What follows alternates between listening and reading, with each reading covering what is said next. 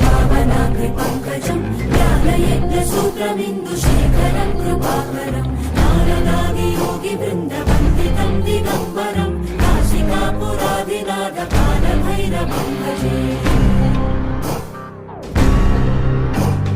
भानुकोटिभास्वरं भवाब्धितारकं परं नीलकण्ठमीप्सितार्थदायकं त्रिलोचनं कालकालमम्बुजाक्षमक्षशूलमक्षर